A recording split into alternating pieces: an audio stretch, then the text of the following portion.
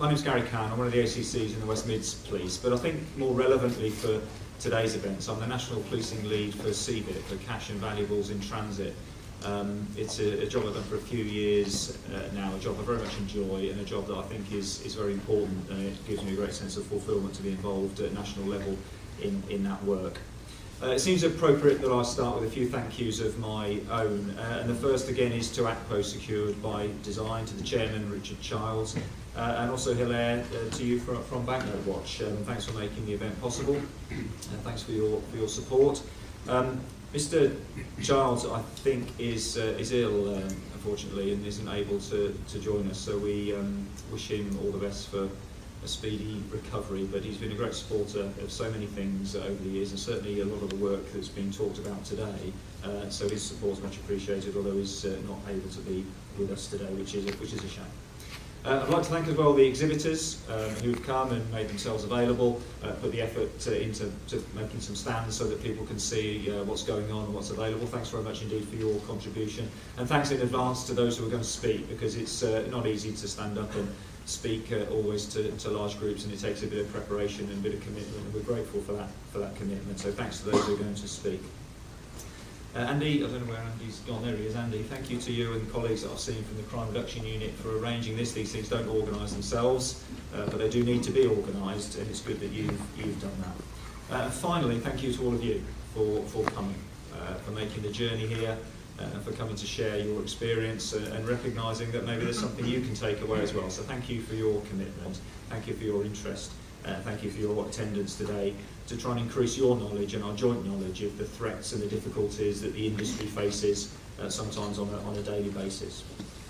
As I say, I've been involved in the CVIT world for some years now as the National Policing Lead, and I've got to say I've been hugely impressed with the commitment, dedication, support and effort from the industry generally. One of the things I was very strong on when I took over was the need for our cooperative partnership working to be maintained, but also to improve and increase, and to try and build up levels of trust between the police and the industry to even higher levels. And I think we're achieving that. I think we've done some good work around that, and I've been really impressed with the commitment from the industry to come on board with the police and to help us. And I've also been impressed with the work from police colleagues, because it really has been fantastic. And I think that joint working, that joint effort has been to everyone's benefit. We can help the industry understand the sort of threats and risks that their staff face. We can help them to help themselves, and their commitment to doing that has been quite exemplary in my view. One of the ways that's done is through an initiative called Safer Cash, which I'm sure many people are familiar with, a really fantastic partnership cooperation between the police and industry and all the rest of it. And it works really well and supports a lot of the work we do around this type of crime. I think we've achieved a lot based on that cooperative partnership work. CVIT crime, ATM crime has decreased significantly over the last few years, since perhaps sort of 2008, 2009, when it really was at quite high levels, and some people would say it was to some extent out of control. Whether you agree with that or not, it doesn't really matter. What is an absolute fact is that what is a very high level of criminality around 2009. It's come down considerably since then. And we really are in a good place as far as that's concerned. Many of the issues that have contributed to that, I think, are in the room today. Certainly many of the people are, and that will be a theme of the conference as we move forward. But one consequence of that is that some of the offending has moved into other types of crime.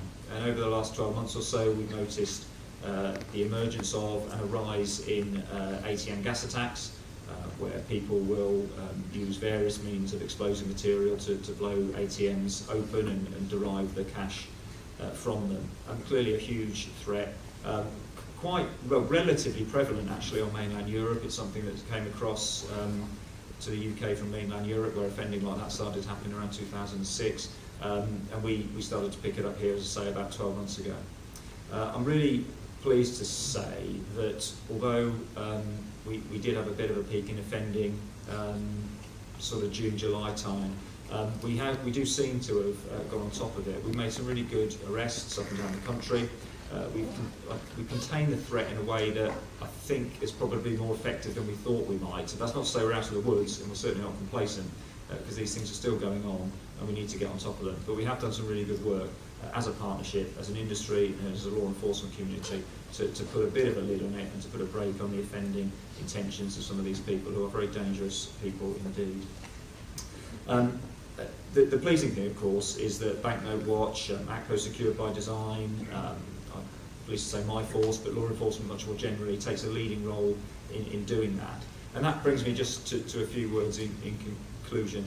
Whether you're here as an analyst looking at crime trends, whether you're here as a frontline officer or a PCSO taking part in Vanguard type initiatives, Follow That Van type initiatives, whether you're a detective investigating a CVIT attack or a gas attack on an ATM, whether you're a crime prevention design advisor giving advice on a planning application around a bank or an ATM station, whatever it is that brings you here, you've got something to give to us today in the conference, and I hope you've got something to learn as well. And I hope that the knowledge you pick up today, maybe the connections you make, the colleagues you meet, I hope when you take that back, you'll be able to do your work just a little bit more effectively than you were before you came to the conference.